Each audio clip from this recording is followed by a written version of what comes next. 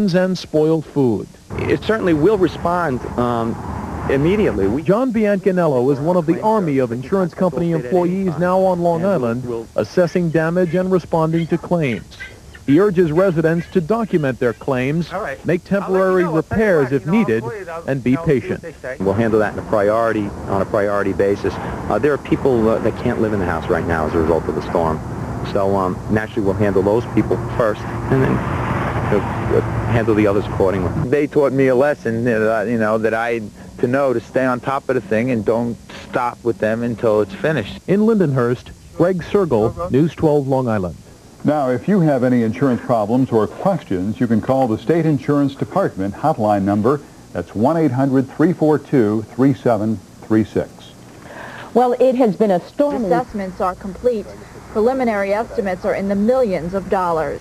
In Southold, Nicole Nogid, News 12, Long Island.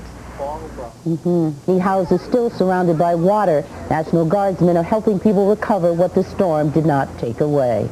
And in storm-ravaged Asheroken, the mayor says he is fed up with the feds. Mayor Kelly is not optimistic about federal aid improving Asheroken's condition, but residents want the erosion problem to be taken care of as soon as possible.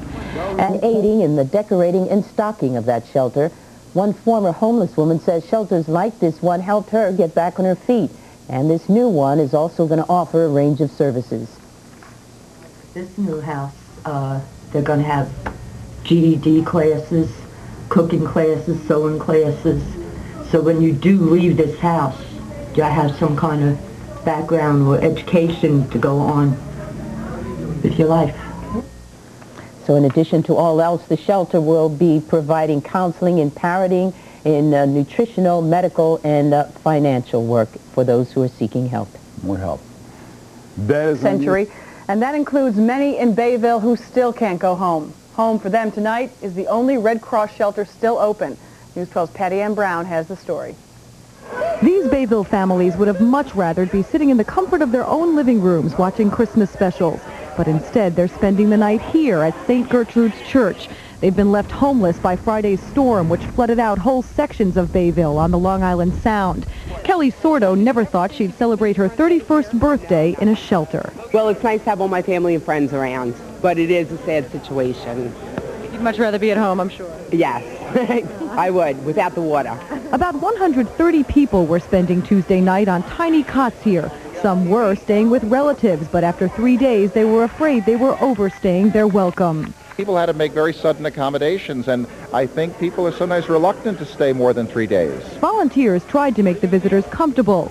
A Red Cross Santa Claus gave toys to the little ones. The Red Cross also provided clothing, supervision, and medical care. Local restaurants donated food, and neighborhood volunteers gave whatever help they could. This little boy, whose home was not flooded out, learned a lesson in goodwill.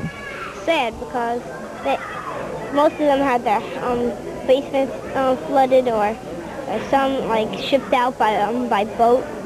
Some lost their house. The town people, whoever's involved, they've done a very good job of taking care of and giving us hot meals, shelter, blankets, a bed. The church and the Red Cross say they're prepared to keep the shelter open as long as it takes. They say they hope that's only another week or week and a half. But they say, unfortunately, it appears that some people might be spending their Christmas right here. In Bayville, Patty Ann Brown, News 12, Long Island. Bayville residents heading back to their homes are not sure tonight if their lives will ever be the same again.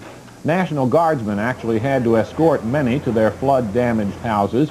One woman who returned found her basement still underwater, her furnace ruined, and many things stored there destroyed. For Gertrude Meyer, the storm spelled disaster. I don't have no flood insurance. I have insurance on the house. And I got nothing on my car. The car is going to go, everything. Another woman returning home today found her 2 cars severely damaged, and a couple returned to their house to find the water still knee-deep. Many residents of Bayville had to be evacuated Friday by fire trucks.